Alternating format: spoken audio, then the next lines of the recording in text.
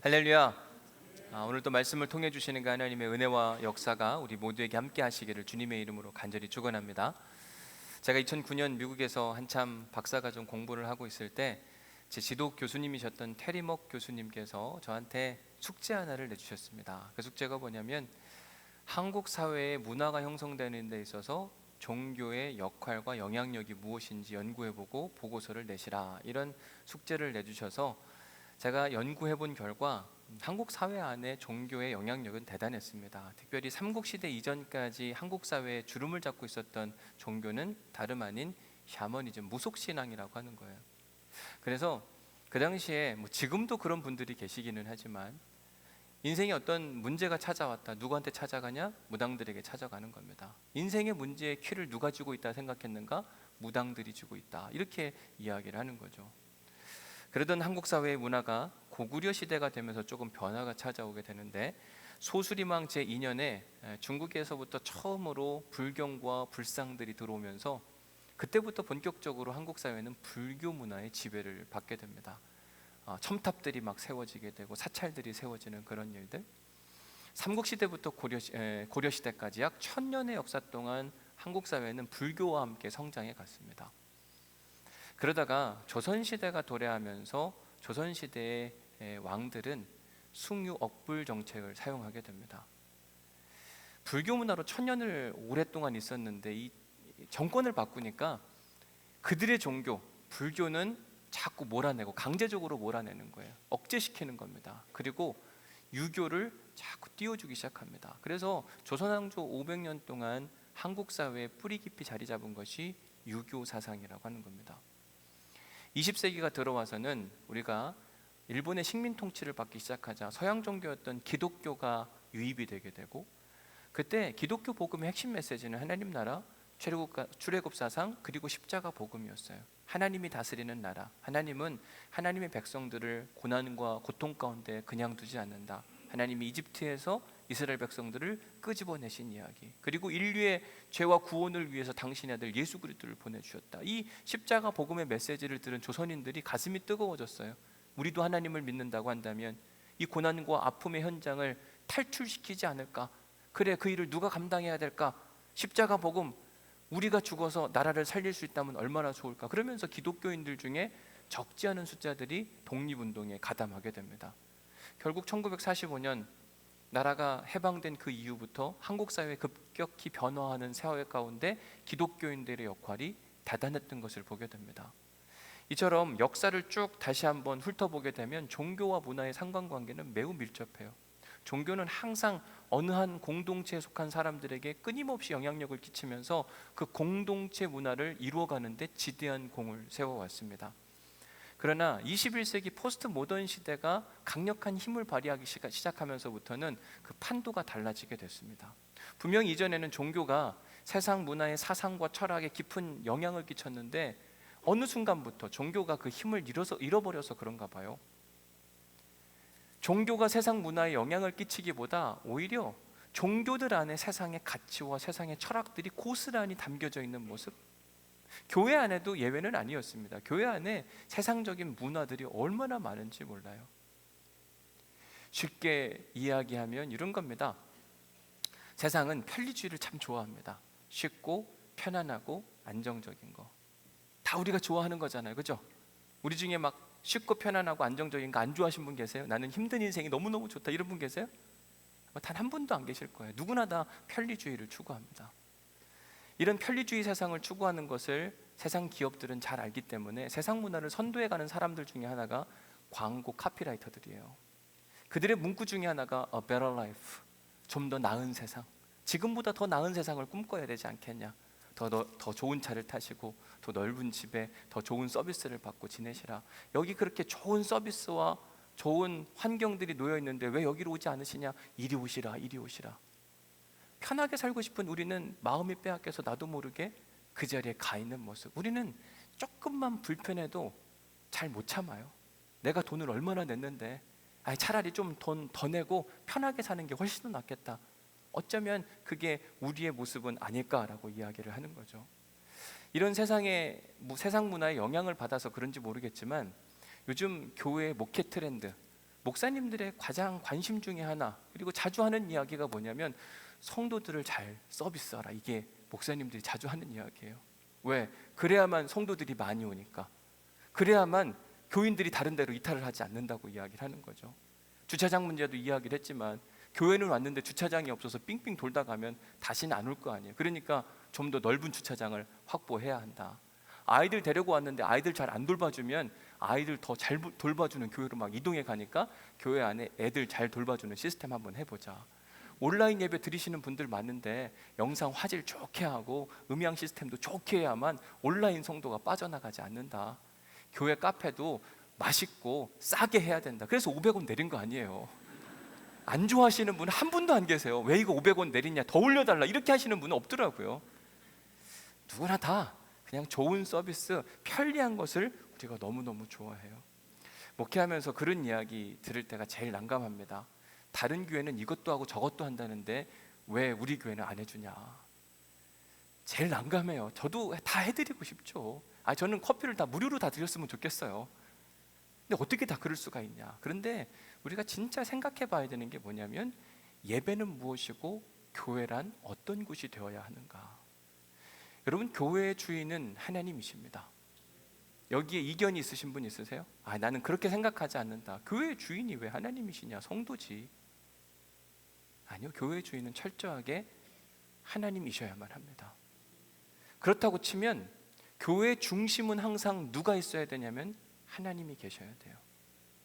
내가 교회에 오는 이유는 내가 좋은 종교적 서비스를 받기 위해서 오는 게 아니라 내가 하나님을 서비스, 예배하기 위해서, 하나님을 잘 섬기기 위해서 오는 곳이 바로 교회라고 하는 것입니다. 내가 교회 온다고 하는 것은 섬김 받기 위한 것이 아니라 섬기는 훈련을 하러 오는 곳이 바로 여기.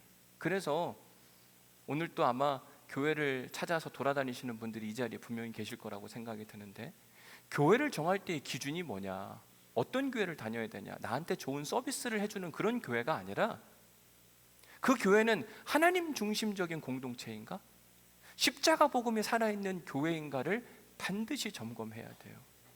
하나님 중심, 십자가 복음이 살아있는 공동체가 강조하는 바가 뭐냐?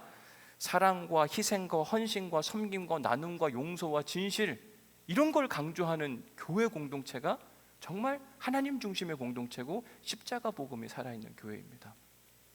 십자가 복음이 살아있는데 a better life, 더 나은 서비스, 편리주의, 이런 걸 이야기한다? 말이 안 돼요. 여러분, 이런 걸 가르쳤다가 나중에 하나님 앞에 가서 얼마나 혼나려고요. 하나님이 물으십니다. 너 세상에서 뭐 하다 왔냐? 온누리교회 가서 서비스 잘 받다 왔습니다. 하나님이 고개를 절레절레 흔드세요. 왜? 내가 너를 섬김 받으라고 보낸 게 아니라 섬기라고 했는데 너는 어찌하여 섬김만 받다 오게 편한 예배만 추구하다 왔냐? 하나님이 매우 속상해 하신다. 아마 오늘 여기 등록하려고 했다가 안 오실 분 많을 것 같아요. 이건 맨날 이런 얘기만 하겠다. 희생, 헌신, 봉사, 섬김, 십자가. 그러나 어쩔 수가 없습니다. 왜? 그게 교회의 본질이고 복음의 본질이거든요. 교회 안에 가지고 있는 세상 문화의 또 다른 하나의 기류는 뭐냐면, 우리가 잘 아는 예수 믿으면 복이 온다, 이 기복신앙이라고 하는 것. 여러분 어떠세요? 예수 믿으면 복 오나요, 안 오나요? 말하기 참 어려워요, 그렇죠? 예수 믿으면 다 잘 되나요? 그것도 말하기 어려우세요? 사실 우리는 맨 처음 교회 나올 때 생각해 보면 잘 되고 싶어서, 오늘 처음 교회 나오셨다고 하던 그분, 교회를 향해서 막 절했다고 하는 그분 있잖아요. 그분은 왜, 제가 물어봤어요, 2부 예배 때, 왜 교회 나오셨어요? 처음에 그랬더니 마음이 답답해서 나오셨대요. 그 말인즉슨 교회 나오면 그 답답함이 사라질 것 같으니까. 그게 은혜고 복이라고 생각해서. 사실 교회에 처음 오는 분들은 다 은혜와 복을 사모해요. 내가 잘 됐으면 좋겠고 아픔도 사라졌으면 좋겠고, 그런 마음 가운데 교회를 찾아옵니다. 저도 하나님의 그런 은혜와 복을 받고 싶어요. 누구나 다 하나님의 은혜와 복을 사모하고 살아갑니다. 그러나 성경이 말하는 복과 세상이 말하는 복은 그 차원이 다르다고 하는 것. 성경은 복 있는 인생을 뭐라고 이야기하는가? 시편 1편 1절 말씀에 보니까 복 있는 사람은 편안하고 안전하고 좋은 자리가 아니라 오히려 이렇게 이야기합니다. 악인들의 길을 따르지 아니하며 죄인의 길에 서지 아니하고 오만한 자리에 앉지 아니한다. 세상이 말하는 복은 편하고 안전하고 쉽고 더 나은 서비스라고 이야기하지만 하나님이 이야기하는 복은 악인의 길에 가지 않고 꾀에 넘어가지도 아니하고 교만한 자리에 서지도 아니한다. 전혀 다른 차원의 이야기. 그런데 이런 일이 어떻게 일어나게 되는가? 1편 2절 말씀해 보니까 여호와의 말씀을 묵상하고 즐거워하는 사람. 그러다 보면 그 말씀이 우리의 삶을 다스려 가거든요. 그러면 악한 길로 가고 싶어도 말씀이 붙드는 거예요. 넌 왜 거기로 가는 거야? 그 길 가면 안 되지. 이쪽 길로 가야 되는 거야. 그러다 보면 우리의 인생이 복 있는 인생이 된다. 그래서 주의 말씀을 묵상하는 사람들, 복 있는 사람들은요, 인생을 살다가 어떤 선택의 기로가 찾아왔을 때 좁은 길과 넓은 길이 있을 때 어떤 길 선택할까요?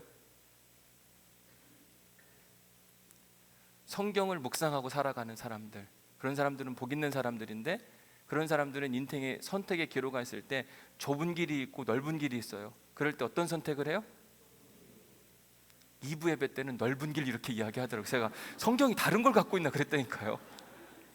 분명히 성경을 묵상하면 좁은 길이 나와야 되는데 자기도 모르게 넓은 길 가고 싶은 거예요. 이게 우리의 본성인 겁니다. 성경을 묵상하는 복 있는 사람은 원수를 어떻게 대하라고 이야기하는가? 원수를 어떻게 해요? 복수하라 가 아니라 그를 위하여 기도하고 그를 위하여 선대하며 오히려 그를 사랑하라고까지 이야기하기도 합니다. 복 있는 사람은요, 성경에 보니까 사회적 약자, 가난하고 힘없고 연약한 자를 어떻게 대하라고 하는가? 잠언 말씀에 보니까 가난한 사람을 학대하는 자는 그를 지으신 이를 어떻게 해요? 그를 지으신 이가 누군데요? 하나님이 이 사람도 지으신 거예요. 근데 이 사람을 멸시한다는 건 이 사람을 지은 그 자체를 멸시한다. 하나님을 멸시하는 행위. 그러면 우리가 해야 할 일은 궁핍한 자, 그 가난한 자들을 불쌍히 여기는 마음. 그러면 누구를 공경하는 것이라? 하나님을 그를 만드신 하나님을 공경하는 것이라. 세상의 가치와 하나님의 가치는 완전히 다릅니다. 세상이 말하는 복과 하나님이 말하는 복은 달라요. 오늘 설교 제목을 보시면 뭐라고 되어 있어요? 이인자의 인생을 꿈꾸시라. 여러분, 세상은 뭐라고 가르치죠? 1등이 되라. 2등하고 1등을 할 수 있다면 여러분 뭘 선택합니까? 무조건 1등 선택해야죠. 경쟁에서 수단과 방법을 가리지 않고 1위 자리에 올라가야 되는 것이 사회의 문화입니다. 그렇게 하라고 배웠고 그렇게 하라고 우리도 가르치기도 합니다. 그런데 성경은 그렇게 이야기하지 않는 거예요. 고지론, 높은 자리를 선점하여 네가 가장 최고가 되라고 이야기하는 것이 성경이 아니라, 성경은 미답지론, 남들이 가지 않는 미지의 땅으로 가라. 1인자가 되려고 하지 말고 2인자가 되어야 하느니라. 성경이 우리에게 가르치는 거예요. 성경에 그런 게 어딨나? 넓은 길 가라고 한 것 같은데. 아니요, 성경에 곳곳에 이런 이야기들이 참 많습니다. 오늘 본문이 그 대표적인 예 중에 하나예요. 4절 말씀 같이 한번 읽어볼까요? 시작. 세례 요한이 광야에 이르러 죄사함을 받게 하는 회개의 세례를 전파하니. 하나님의 아들이신 예수님께서 이제 본격적으로 사역을 막 시작하기 전에 유대 사회에서 떠오르는 스타 하나가 있었습니다. 그 사람이 누구였냐면 오늘 본문의 주인공인 세례 요한이었습니다. 그는 광야에서 사람들에게 이렇게 외쳤어요. 회개하라, 천국이 가까이 왔느니라. 근데 여기서 말하는 회개란 무엇이냐? 메타노이아, 삶을 돌이키는, 삶을 변화시키는 회개를 이야기하는 거예요.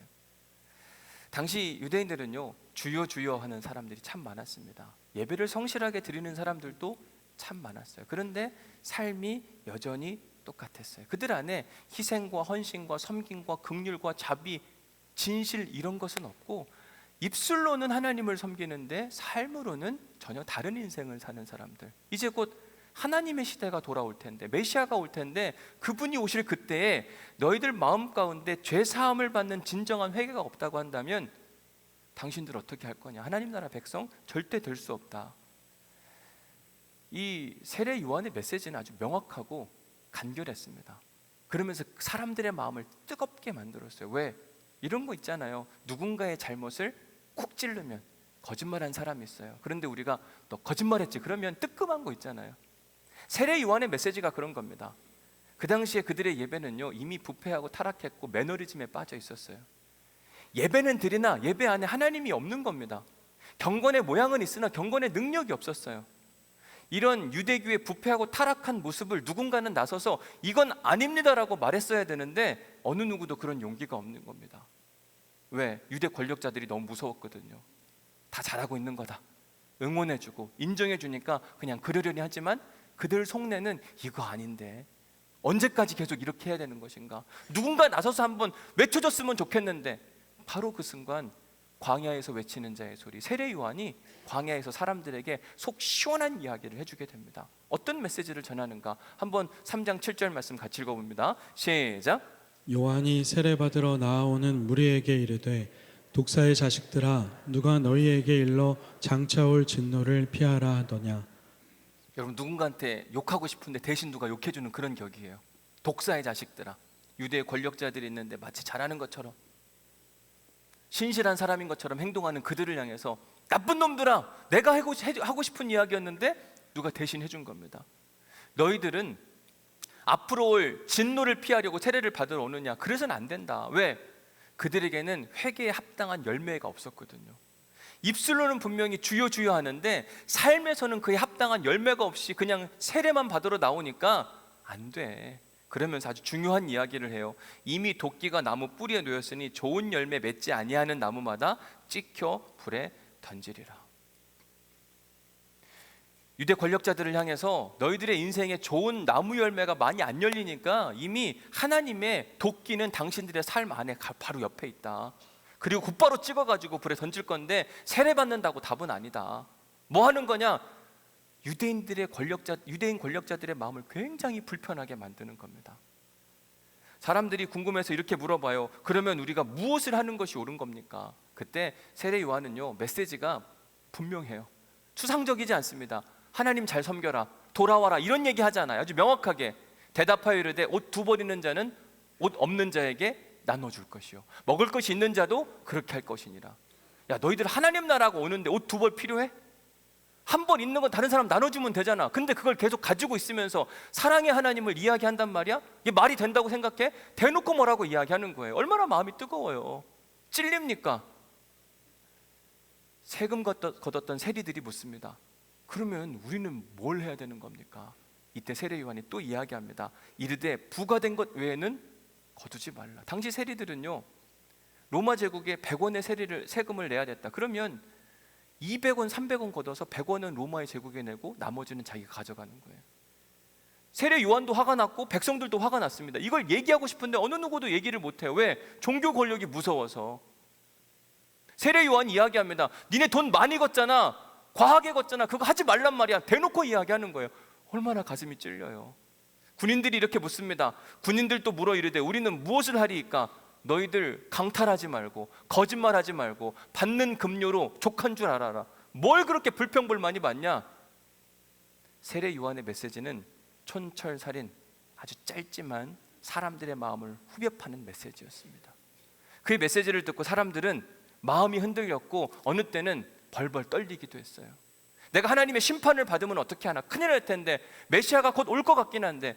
사람들은요, 세례 요한을 보고 저 사람이 구약 선지자들이 이야기했던 엘리야 선지자, 그 사람은 아닐까? 라고 상상하기 시작을 하는 겁니다. 그도 그럴 것이 이사야서 40장 3절 말씀에 보면 같이 한번 읽어볼까요? 시작. 외치는 자의 소리여 이르되 너희는 광야에서 여호와의 길을 예비하라. 사막에서 우리 하나님의 대로를 평탄하게 하라. 하나님이 뭐라고 이야기하냐면 메시아가 올 텐데 그 메시아가 오기 전에 하나님의 사자를 먼저 보낼 텐데 그 사자는 광야에서 외치는 자의 소리를 바라게 될 것이다.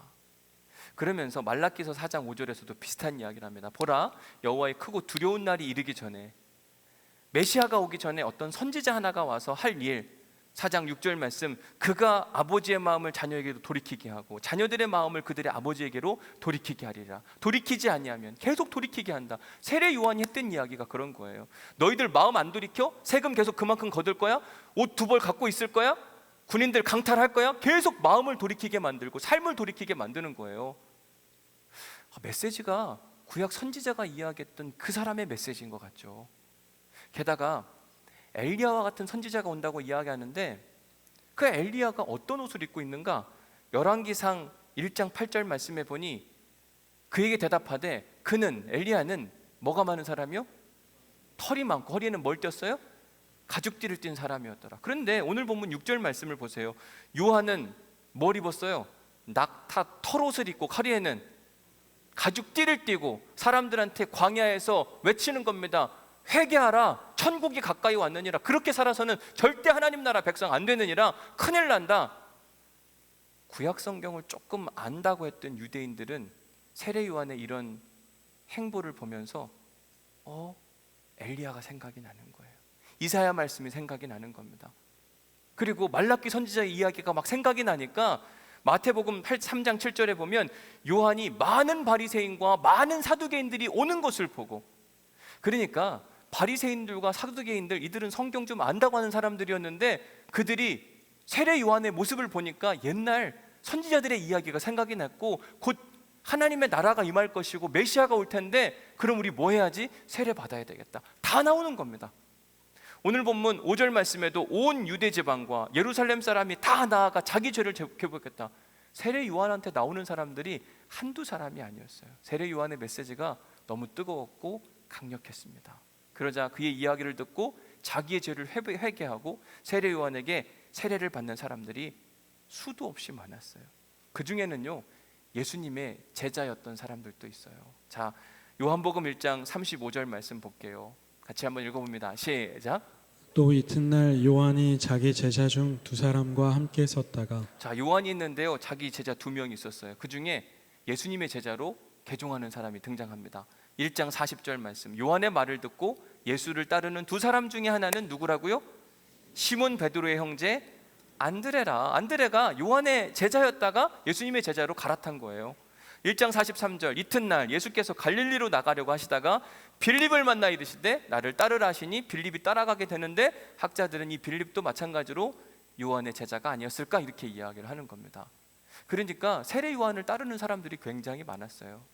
누가복음 11장 1절 말씀에 보면 예수께서 한 곳에서 기도하시고 마치심에 제자 중 하나가 여짜오되 주여 요한이 자기 제자들에게, 이처럼 요한은요 자기를 따르는 그룹들이 있었고 그들에게 성경을 가르치고 기도를 가르치는 일들을 끊임없이 해왔습니다. 세례 요한이라고 하는 사람은 예수님이 공생의 사역을 시작하기 전에 유대 사회에서 라이징 스타, 슈퍼스타, 모든 사람들이 막 그를 흠모하고 바라보고 그의 제자가 되기를 원했던, 맨 처음에 그가 사역할 때에는요 광야에서 낙타 털옷 입고 허리띠에 가죽띠 띠고 외치는 겁니다. 회개하라, 천국이 가까이 왔느니라. 전혀 사람들에게 호감적이지 못했어요. 아니 뭐 저런 게 있는가. 그런데 점점 더 시간이 지나가면서 사람들은 세례 요한을 따라가는 겁니다. 1명, 2명, 10명, 100명, 1000명 계속 늘어나는 겁니다. 결국 그로 인해서 그는 힘과 권력을 갖게 되어 있어요. 왜? 세례 요한이 한마디 하면 선생님 우리가 어떻게 기도하면 좋겠습니까? 이렇게 기도해. 모든 사람들이 다 기도해요. 지금 우리가 어디로 가면 좋겠습니까? 저기로 가면 된다. 다 따라가는 겁니다. 여러분, 무리가 있다고 하는 건 그 사람에게 힘과 권력이 있다고 하는 거거든요. 미국의 제16대 대통령이었던 아브라함 링컨 대통령이요 대중연설을 하면서 이런 이야기를 한 적이 있습니다. If you wanna test a man's character, 어떤 사람에게 네가 성품과 성격을 테스트하고 싶다면, 시험하고 싶다면 give him power, 그에게 뭘 주라고요? 힘과 권력과 돈을 한번 줘봐라. 그러면 그 사람이 어떻게 그걸 쓰는지 보면 그 사람의 성품이 다 드러난다. 이스라엘의 초대 왕이었던 사울 왕을 보면 정확히 알 수 있습니다. 사울 왕이요 하나님의 기름 부음을 받고 왕이 되기 전까지는 진짜 괜찮은 사람, 하나님의 마음을 시원케 하는 사람, 진짜 좋은 사람이었어요. 그런데 그가 이스라엘의 1인자 왕이 되고 나니까요 완전히 달라지는 겁니다. 어떻게 하는가 보십시오. 사무엘상 18장 11절 말씀 같이 읽어봅니다. 시작. 그가 스스로 이르기를 내가 다윗을 벽에 박으리라 하고 사울이 그 창을 던졌으나 다윗이 그의 앞에서 2번 피하였더라. 내가 다윗을 박으리라. 다윗이 사울 왕에게 어떤 존재이죠? 자기 가장 가까운 부하이기도 하고 자기 사위이기도 했어요. 근데 그를 벽에 박으려고 창을 던졌대요. 왜 그랬죠? 사울 왕이 1인자였어요 이스라엘에. 그런데 자기보다 인기가 좋은 다윗이 막 등장하는 겁니다. 사울은 천천히요 다윗은 만만이라. 그러다가 자기 자리를 빼앗기게 되었거든요. 근데 사울 왕이요 이스라엘의 1인자의 자리, 무소불위의 권력을 딱 갖고 나서 보니까 너무 행복하고 좋은 거예요. 백성들이 자리를 막 칭송해 줍니다. 손가락 한마디만 하면 다 쳐다보고 여기로 가라 그러면 막 사람들이 이동해 가고 이게 너무 좋은 거죠. 행복한 겁니다. 그런데 이 자리를 빼앗겨? 안 되지. 마음의 불안과 염려와 걱정, 그게 넘어서니까 자기의 부하요 자기의 사위였던 다윗조차 벽에 박으려고 창을 던지는 모습을 보게 돼요. 그런데 이와는 반대로 오늘 본문에 등장하는 세례 요한, 맨 처음에는 홀로 있었으나 사람들이 하나, 둘, 셋, 열, 백, 1000명이 붙습니다. 힘과 권력을 갖기 시작했어요. 그런데 그가 어떤 고백을 하는가 잘 들어보세요. 오늘 본문 7절 말씀 너무나도 귀합니다. 같이 한번 읽어볼게요. 시작. 그가 전파하여 이르되 나보다 능력 많으신 이가 내 뒤에 오시나니 나는 굽혀 그의 신발끈을 풀기도 감당하지 못하겠노라. 세례 요한은 예수님이 등장하기 전부터 자기 자신을 완전히 낮추었습니다. 뭐라고 표현했냐면 나보다 능력 많으신 분이 온다. 나는 내가 능력이 10이라고 한다면 내 뒤에 오시는 분은 100, 1000, 만, 수없이 많은 은혜를 갖는 사람이니까 나를 주목하지 마시고 내 뒤에 오시는 분을 주목하라고 이야기해요. 이게 쉬운가? 결코 쉽지 않거든요. 심지어 그가 뭐라고 이야기했냐면 나는 허리를 굽혀 그분의 신발끈을 풀기도 감당하지 못할 존재라. 그런데 유대교 랍비 문헌에 보면 이런 표현이 있어요. 주인의 신발끈을 푸는 것은 종의 일이며 제자에게는 해당되지 않는 일이다. 자, 그렇게 따지면 종하고 제자 누가 더 높아요? 제자가 더 높은 겁니다. 제자는 주인의 신발끈 푸는 게 아니라 그 일은 누가 하는 거요? 종이 하는 거. 근데 세례 요한은 뭐라고 이야기했냐면 나는 허리를 굽혀 그의 신발끈 풀기도 감당하지 못하겠다. 그러니까 나는 예수님에게 제자는커녕 종은커녕 종보다도 못한 존재라. 그러면서 누구를 계속 높여줘요? 예수님. 예수님은 위에 계시고 나는 밑이라고 계속 이야기하는 겁니다. 당신이 1인자이고 나는 2인자입니다. 그런데 예수님, 그 세례 요한만 그렇게 한 게 아니라 예수님도 똑같은 인생을 사세요.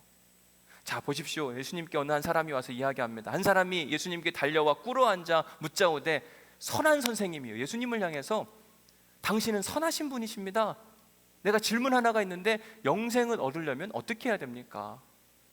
질문을 하는 데 있어서도 그 사람의 기분을 진짜 좋게 해주는 거예요. 당신 진짜 잘생긴 것 같다, 성격도 좋은 것 같다. 근데 내가 질문 하나가 있다.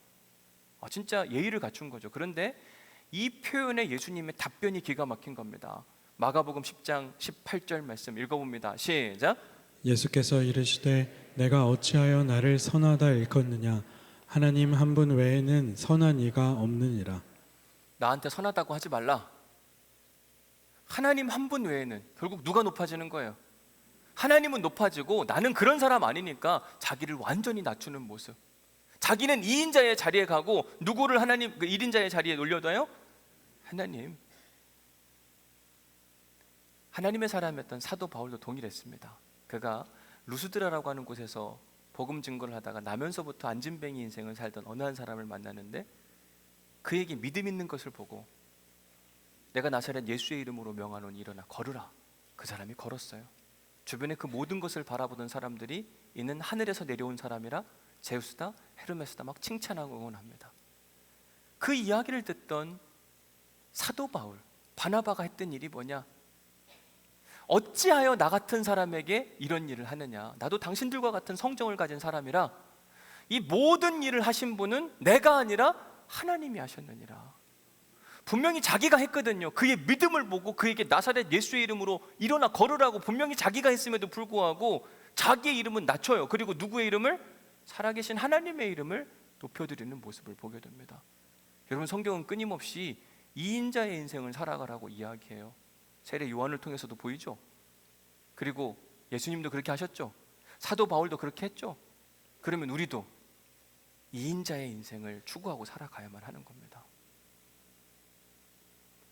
21세기를 살아가는 최첨단 테크놀로지라고 하는 표현까지 정말 편리한 세상을 살아가는 우리에게 왜 만족과 감사와 은혜와 행복이라는 게 잘 안 찾아오고 불평과 원망과 불행한 인생이 자꾸 찾아오는 것 같은가? 그 이유가 여기에 있습니다. 그건 뭐냐면 자꾸 우리가 1인자의 인생을 추구하고 살아가요. 1등이 되고 싶어하는 마음. 이런 얘기하면 어떤 분들은 목사님 난 1등은 그만두고 2등이나 3등만 해봐도 그냥 충분할 것 같습니다. 그죠? 그런데요, 잘 생각해 보면 우리에게는 1등을 하고 싶은 욕망이 항상 있어요. 가정에 생각해 보십시오. 가정 안에 아내도 있고 남편도 있고 자녀들도 있고 부모님도 계시다고 칩시다. 여러분들은 1인자입니까? 2인자입니까? 1인자처럼 삽니까? 2인자처럼 삽니까? 옆에 있는 분에게 물어보세요. 당신 나 몇 인자냐고. 내가 몇 인자 같냐고.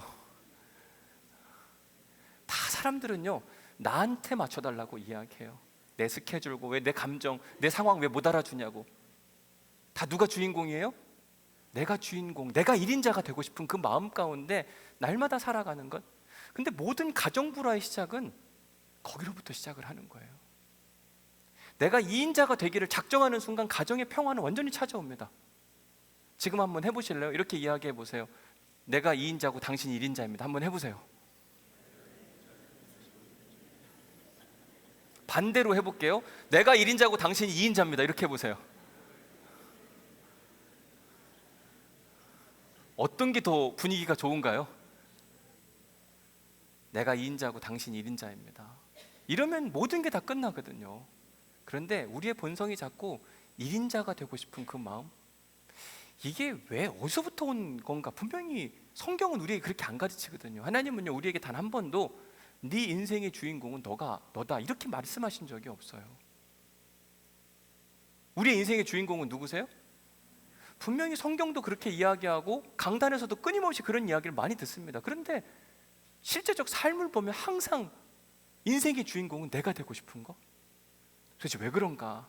곰곰이 생각해 보니까요, 유행 가사 중에 그런 거 있잖아요. 오늘 밤 주인공은 나야 나. 이런 세상 문화가 교회 안에 고스란히 들어와 있는 겁니다. 내가 주인 되고 싶은 그 마음, 나도 모르게 그게 영향을 받아서 그래, 내가 중요하지, 남들보다 더 내가 중요해. 심지어 이게 신앙까지 영향을 끼쳐서 하나님보다 내가 더 중요한 거예요. 이걸 어떻게 알 수 있는가? 여러분, 하나님보다 내가 더 중요하다는 말은 뭐냐면 내가 하나님을 막 시키는 거예요. 집에서도 내가 중요하냐 상대방이 중요하냐는 언제 하냐면 내가 시키는 사람이냐 내가 시킴을 당하는 사람이냐는 걸 확인하시면 돼요. 어떠세요? 시킴 당합니까? 시키고 있습니까? 서로의 생각이 다를 거예요. 나는 열심히 시킴 당하고 있다고 생각하지만 아마 엄청 시킨다고 생각할 거예요, 상대방은. 우리는 하나님께 어떻게 기도하냐면 하나님은 이건 이렇게 하셔야 되고 이렇게 하셔야 되니까 이렇게 마무리 지셔야만 합니다. 하나님한테 시켜요. 그리고 마지막 기도는 예수님의 이름으로 기도한대요. 이런 기도가 어디 있어요? 예수님을 이용하는 것뿐인 거죠. 우리가 진짜 하나님을 1인자로 생각한다면 하나님께 물어야죠. 하나님, 이거 어떡하죠? 제가 뭘 하기를 원합니까? 그 다음은 어떻게 해야만 하는 겁니까? 라고 물어야 되는데 하나님께 안 묻습니다. 맨날 우리가 하는 기도는 보면 이것도 필요하고 저것도 필요하고 이 문제는 이렇게 해결하셔야 되고, 누가 주인인지 모르겠어요. 누가 1인자고 누가 2인자인지 모르겠어요. 하나님 꼼짝하지 말라고, 이런 기도가 어디 있어요? 우리가 꼼짝하지 말고 하나님께 움직여 가야죠. 하나님 앞에 바로 이런 신앙이 우리에게 필요한 거예요. 여러분, 2인자의 인생을 살면서 즐거운 사람들의 특징이 있습니다. 그게 뭐냐면요, 2인자의 인생을 사는데 1인자가 잘 되는 걸 보고 즐거워해요. 여러분 어떠세요? 여러분들은 1인자가 잘 되는 거, 여러분들의 아내가 막 행복해하고 즐거워하는 걸 좋아하십니까? 아니면 내가 더 행복해지고 싶어 합니까? 잘 생각해 보시면 알아요. 세례 요한은요, 예수님이 잘 되는 걸 엄청 즐거워했어요. 그러니까 자기 제자 2명 있었잖아요. 같이 예수님 바라봤는데 야, 절대로 예수님 따라가면 안 되라고 말하지 않았어요. 오히려 어떻게 해요? 보내줬어요. 안드레야, 저 예수님이야. 저분을 따라가. 세례 요한은요, 자기를 고집하는 게 아니라 자기 뒤에 오실 분을 더 응원하고 축복하는 거예요. 예수님도 마찬가지였습니다. 예수님이 2인자고 하나님이 1인자다. 하나님이 기뻐하시는 일에 관심을 하는 거예요. 하나님 뭘 기뻐하시냐? 온 인류가 구원받는 거. 그러기 위해서는 너가 모든 죄를 담당하고 십자가를 져야 하느니라. 사실은 싫죠. 그런데 하나님의 기쁨을 위해 살기 위하여 십자가에 달려 죽으신 거예요. 만약에 예수님이 1인자가 되기를 원했다고 한다면 십자가에 달렸다가 이거 안 되겠다, 그냥 내려가야지. 그럼 자기가 1인자가 되는 거예요. 왜? 하나님이 그렇게 원하시는데도 불구하고 내가 하고 싶은 대로 했으니까. 무덤 속에 들어갔다가 야 하루는 너무 힘들고 어렵다, 사흘까지 어떻게 기다리냐, 야, 하루 만에 나오자, 탈출하는 것, 이거는 자기가 1인자가 되는 거예요. 근데 예수님은 철저하게 2인자의 자리를 끝까지 지키시는 겁니다. 십자가에 달리셨고 피를 흘리시며 엘리 엘리 라마 사박다니, 나의 하나님 나의 하나님 어찌하여 나를 버리시나이까. 무덤 속에 갇혔으면서도 힘들고 어려워도 끝까지 그 자리에서 죽어 있는 겁니다. 근데 놀라운 사실은 뭐냐면 분명히 예수님은 2인자 노릇을 했지만 1인자이신 하나님께서 사망 권세를 깨뜨리시고 그분을 일으켜 세우셨어요. 그리고 예수님을 2인자가 아니라 1인자로 세워주셨습니다. 인류 역사에서 지금까지 예수님은 2인자가 아니라 1인자라고 우리는 끊임없이 그 예수님을 찬양하고 있잖아요. 분명 예수님은 2인자의 인생을 사셨지만 하나님은 그를 1인자로 만들어주셨어요. 우리가 가정 안에서 1인자를 고집한다고 1인자가 되는 게 아니에요. 진짜 지혜로운 사람은 2인자의 인생을 사는데, 여러분들의 아내와 남편이 여보 왜 그래? 당신이 더 귀해. 당신이 더 존귀한 사람이지. 이런 칭찬을 받아야 되는데 내가 어떤 사람인데? 제일 어리석은 사람이에요. 1인자의 인생으로 살려고 하는 것, 이건 우리의 본성입니다. 그러나 하나님은 그 본성을 십자가에 못 박으라고 말씀하시는 거예요. 그러면 하나님은 우리를 그냥 죽음으로 내버려 두지 않으시고 반드시 일으켜 세워주십니다. 정말 그리고 필요하다고 생각하시면 하나님이 2인자의 자리에서 1인자로 올려주시고, 아니 심지어 어느 때는 꼴찌의 자리에서도 1인자로 올려주시는 분이 하나님이세요. 사도 바울이 이런 이야기를 합니다. 나는 십자가를 자랑한다. 약한 자를 들어 강한 자를 부끄럽게 하신 하나님을 나는 자랑하노라. 없는 것들을 택하여 있는 것들을 부끄럽게 하시는 그 하나님의 은혜. 여러분, 2인자라고 해서 패배한 사람, 부끄러운 사람이 아닙니다. 하나님은 2인자도 사랑하시고 3인자도 사랑하시고 4인자도 사랑하시고 5인자도 사랑하시고 다 사랑하세요. 우리의 인생을 하나님 아래 두기만 하면 하나님께서 우리의 이름을 존귀하게 하시거든요. 근데 자꾸 우리가 1인자의 자리에 올라가려고 신앙생활할 때에도 가정생활에서도 늘 그러니까 계속 문제가 생기는 겁니다. 바라기는 2인자의 인생을 꿈꾸는 우리 모두가 될 수 있기를 간절히 축복합니다. 우리 이렇게 고백합시다. 나는 2인자입니다. 나는 하나님 다음입니다. 옆에 있는 사람에게 나는 당신 다음입니다. 이렇게 하면 모든 게 다 끝나요. 내가 앞이고 당신이 뒤라고 이러면 항상 문제가 되는 거예요. 이번 한 주간 꼭 이걸 실천하고 살아갈 수 있기를 간절히 소망합니다. 집에 가셔서 여러분 이제 꼭 그런 고백하는 겁니다. 당신이 1인자고 나는 2인자입니다. 이게 예배의 성공이에요. 오늘 예배 자리에 참석하고 집에 가는 게 의미가 없어요. 오늘 세례요한이 뭐라고 이야기했다고요? 세금 조금 걷어라. 강탈하지 마라. 예배 열심히 드리고 세금 많이 거두면 예배에 실패한 사람이에요. 오늘 이렇게 주일 예배 드리고 집에 가서 1인자 노릇하면 예배에 실패한 사람들입니다. 여기 여러분 헛고생 하시는 거예요. 집에 가서 다 어떻게 하면 돼요? 2인자 노릇하면 여러분 예배 성공하신 거예요. 하나님도 기뻐하실 것이고 여러분 아내와 남편도 기뻐할 겁니다. 하실 수 있겠죠? 은혜 받은 말씀 적어보십시오. 오늘은 1번 답을 가르쳐 드릴게요. 거기다 적으십시오. 나는 2인자입니다. 이렇게 적으시면 돼요. 1번 답, 나는 2인자입니다. 그리고 오늘 집에 가서 반드시 하셔야 될 일, 그리고 오늘 만약에 여러분 이번 주 셀 모임을 하면 셀 모임 할 때에도 이렇게 고백하는 겁니다. 셀원들한테 나는 2인자입니다. 나는 2인자입니다. 나는 2인자입니다. 그럼 도대체 1인자는 누군 거예요? 2부 예배 때 어떤 분이 뭐라고 했는지 알아요? 셀장이 그러면 1인자래요. 그분은 반드시 셀장일 가능성이 많아요. 자기가 1인자가 되고 싶은 거예요. 제발 그러지 마세요. 우리의 1인자는 오직 예수 그리스도 한 분이십니다.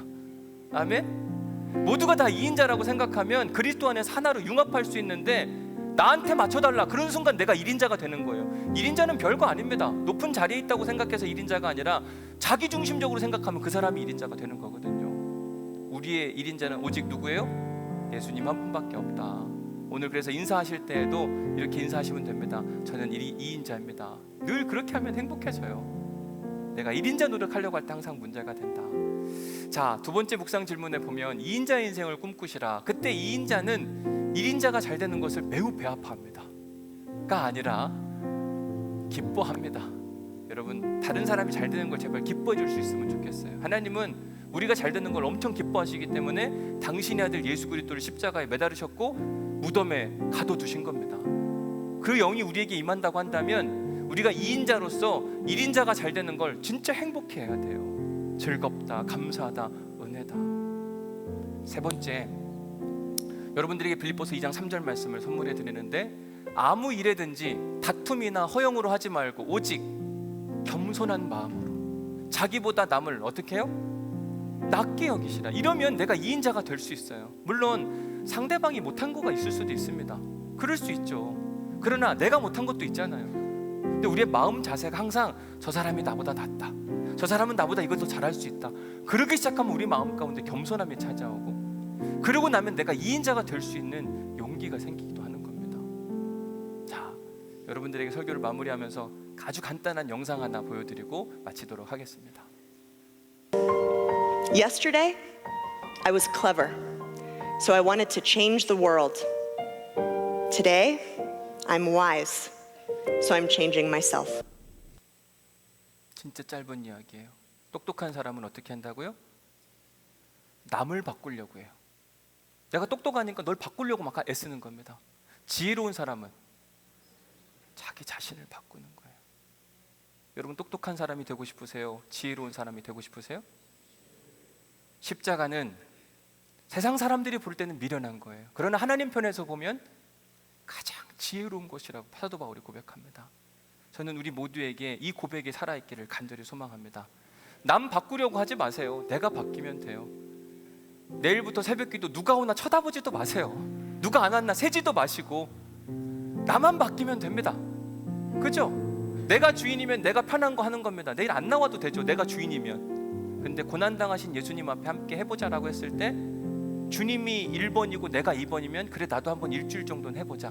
내가 바뀌는 거예요. 내가 바뀌면 모든 게 다 달라지거든요. 가정도 달라지고 교회도 달라지고 세상도 달라지는데, 이놈의 세상은, 이놈의 교회는 어느 순간부터 다 내가 주인 되기를 간절히 원하고 있는 겁니다. 교회 주인은 하나님이십니다. 잃어버리지 않으시기를 바라요. 내가 돼서도 안 되고 목사인 저가 돼서도 안 되고 그냥 우린 다 2인자예요. 우리는 누구를 위해 사는 것이냐면 살아계신 여호와 하나님을 위해 사는 겁니다. 오늘 이 찬양 하려고 합니다. 나 주님의 기쁨 되기 원하네. 자, 그러면 기쁨의 주체가 누구예요? 내가 기쁨의 주체입니까? 주님이 기쁨의 주체입니까? 그래요. 누구의 기쁨을 위해 살자고요? 제발 주님의 기쁨을 위해 살아보자. 함께 찬양해 보겠습니다. 나 주님의 기쁨 되기 원합니다.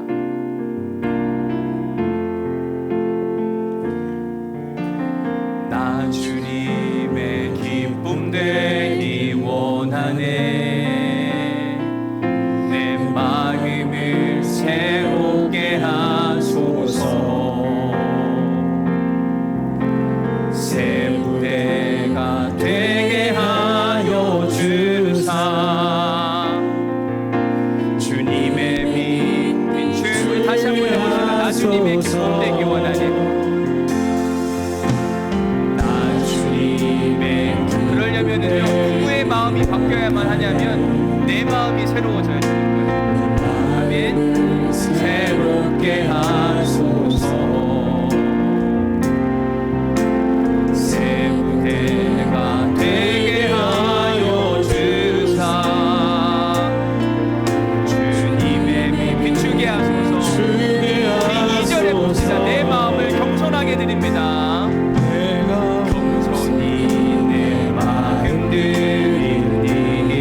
주님, 나의 모든 것을 받아 주옵소서. 나의 모든 것 받으소서.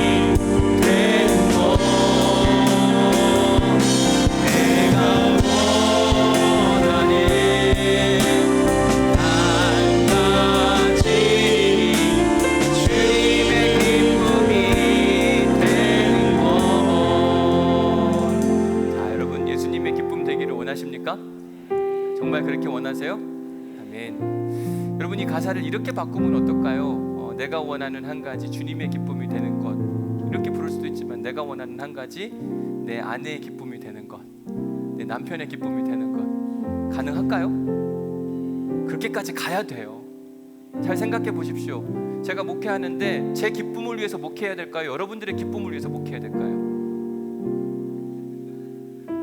어려운 질문이에요. 하나님이 그럼 기뻐하는 걸 뭘까요? 제가 혼자 기쁜 거예요? 아니면 우리 여러분들이 더 많이 기뻐하는 거? 그 답은 너무 쉽잖아요. 자꾸 우리가 추상적이어서 그래요. 하나님의 기쁨으로 산다, 이게 뭐냐?